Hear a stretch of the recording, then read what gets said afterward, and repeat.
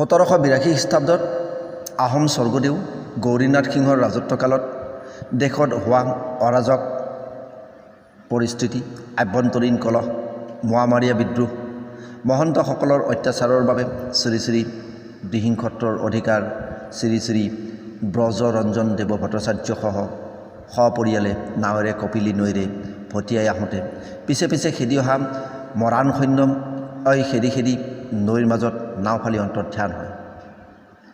দেহত্যাগৰ সময়ত ৰত্নাৱলী নামৰ ধৰ্মপুথিৰ সৈতে পুত্ৰ বৃন্দাবন চন্দ্ৰৰ সৈতে ভাৰ্যাক সেই স্থানতে নামি আশ্ৰয় গ্ৰহণ কৰিবলৈ উপদেশ দি তেৰাই বিদায় লয়।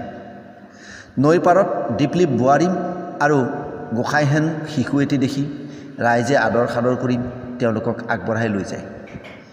আদ্যপান্ত সকলো ঘটনা শুনি সেই স্থানতে ৰত্নাৱলী পুথি স্থাপন কৰি শ্ৰী শ্ৰী বৃন্দাবনদেৱক অধিকাৰ পাতে। সেই ৰত্নাৱলী থান নগাঁও জিলাৰ কামপুৰৰ ওচৰত নাৰিকলি গাঁৱত বিৰাজমান হৈ এতিয়াও আছে। শ্ৰী শ্ৰী বৃন্দাবনদেৱৰ পিছত ৰহাৰ হাৰিয়ামুখ সত্ৰৰ প্ৰতিষ্ঠা কৰি নামনিলৈ আহি ওপৰ কুৰুৱাৰ দৰঙত আৰু উত্তৰ গুৱাহাটীৰ মাজগাঁৱত দুখনি সত্ৰ প্ৰতিষ্ঠা কৰে। উজনি অঞ্চলৰ ৰাজনৈতিক পৰিস্থিতি শান্ত হোৱাত তেৰাই পুনৰ উজনিলৈ গতি কৰে। তেৰাৰ পুত্ৰ শ্ৰী বল্লভচন্দ্ৰ দেৱে নামনিলৈ আহি ব্ৰহ্মপুত্ৰ নদীৰ পাৰত প্ৰাকৃতিক সৌন্দৰ্যত মোহিত হৈ উত্তৰ গুৱাহাটী আৰু কুৰুৱাত দিহিংক্ষত্ৰ স্থাপন কৰে। পোনপ্ৰথমে তেওঁলোকে কুৰুৱাত দিহিংক্ষত্ৰ স্থাপন কৰি ইয়াৰ পাছত উত্তৰ গুৱাহাটীৰ দিহিংক্ষত্ৰ স্থাপন কৰে। চাৰি সংহিতাৰ আদিগুৰু শ্ৰী শ্ৰী গোপাল চন্দ্ৰ আতাৰ আদেশ অনুসৰি তেৰাৰ প্ৰধান শিষ্য শ্ৰী শ্ৰী যদুমণি বৰাটাই প্ৰায় 1526 শক অৰ্থাৎ 1604 খ্ৰীষ্টাব্দত শিৱসাগৰ জিলাৰ বাঁহবাৰীত শ্ৰী শ্ৰী দিহিংক্ষত্ৰ স্থাপন কৰে।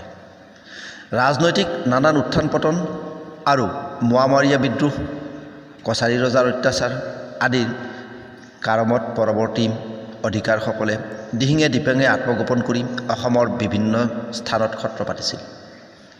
এনে এটা পৰিস্থিতিৰ বাবে শ্ৰী শ্ৰী বল্লভচন্দ্ৰ আতা নামনিলৈ আহি প্ৰায় 1740 শক অৰ্থাৎ 1818 খ্ৰীষ্টাব্দত ব্ৰহ্মপুত্ৰৰ পাৰত সুচল স্থানত হিচাপে কুৰুৱা আৰু উত্তৰ গুৱাহাটীত শ্ৰী শ্ৰী দিহিংক্ষত্ৰ স্থাপন কৰে।